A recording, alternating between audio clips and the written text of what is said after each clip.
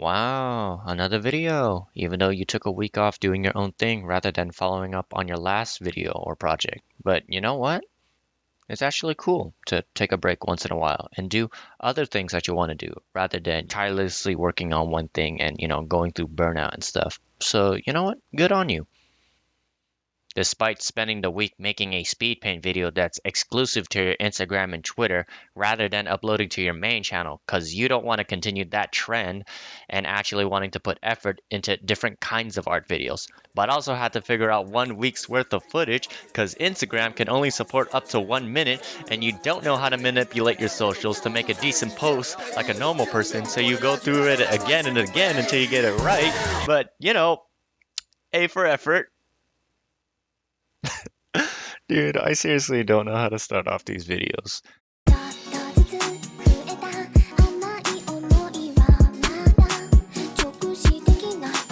Before I really start getting into this, I just want to give you guys a chance to know what to expect out of this kind of video.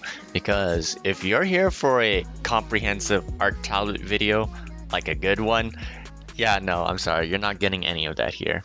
So, what do I have to offer then? Well, to start off, the whole drawing monitor concept and all, to me, honestly, I was really skeptical about it, which is really silly to say out loud considering how heavily utilized they are in the professional art field and stuff. But that's the thing. I ain't no professional artist, but after watching the many art tablet reviews that are out there that are not only very well documented, they're actually quite entertaining. Well, to me at least. But the thing is, I didn't really felt like none of them either acknowledged the questions or skepticism I had about the whole, drawing monitor bit. Honestly, leaving me to think that either the questions that I have are either, irrelevant or just me not knowing what I'm talking about.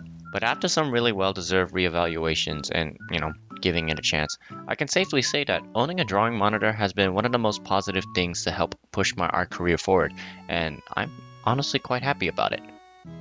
But oh f***ing man, was I not ready for the small inconveniences that came. Alright, first off, the tablet in discussion will be the Huion GT191 Canvas.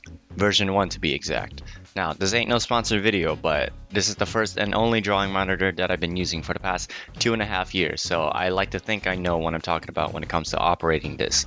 Plus, I've grown a strong liking to it, so I can honestly give it the amateur seal of approval.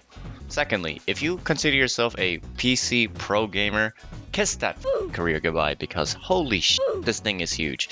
If you're the kind of person that doesn't take size into serious consideration, like all you do is glimpse at the dimensions and think to yourself, oh well, my table size is bigger than that, so that should be no problem, right? Wrong, dude. My original setup wasn't anything too ambitious, but I did wanted to utilize a dual monitor setup on a table which accommodated space for my keyboard, mouse, knickknacks, but more importantly, my original drawing desktop tablet. #humble beginnings. But ever since I got the tablet, it never really occurred to me that it would compromise the space between not only my mouse and keyboard, but I'm essentially adding another computer monitor to the equation. Yes, thank you, I know. Stunning discovery that a drawing monitor also serves as another computer monitor.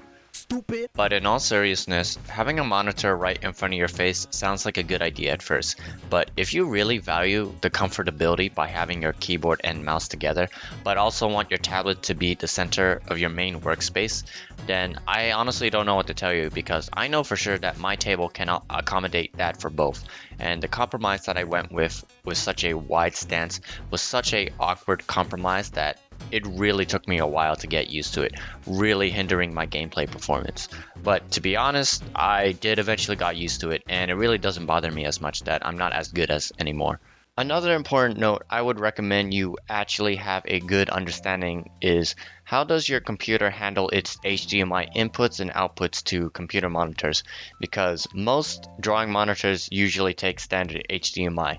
I'm pretty sure that there's one or two outliers out there, but come on.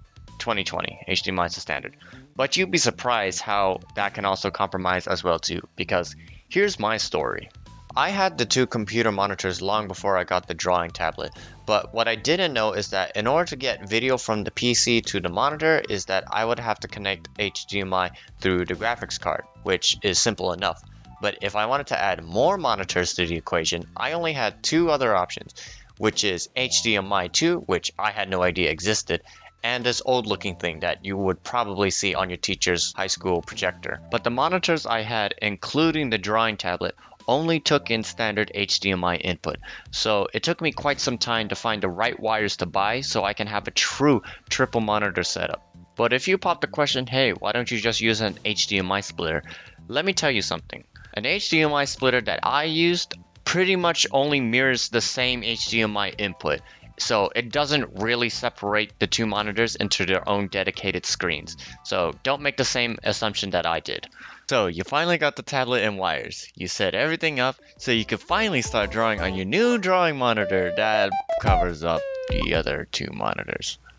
Stupid. I really hope that you start to notice a pattern here, because most of these problems I ran into pretty much came in one after another due to lack of planning. It's not that getting a drawing tablet is a serious commitment or anything, it's just that with some decent planning and actual consideration, it could be the difference between a really comfortable, nice setup or a really jank one at that. So to summarize the first few points before buying a tablet and watching a real review: 1. Figure out the dimensions of the tablet that you have in mind and the workspace that you have. 2. Figure out how your computer handles its HDMI inputs and outputs, and also figure out if you need additional wires or wire conversions. Oh, one last thing I forgot to mention. If you think that laptops don't work with drawing monitors, trust me, they do. I had the same assumption, so don't worry, but I won't guarantee that your setup's gonna look pretty. So after installing some drivers and calibrating your new monitor, you probably think that you could just hop on and just start drawing right away, right? Right? Is this video over? No? Because there's still some more bullshit that I have to go through that no review video ever got me prepared for.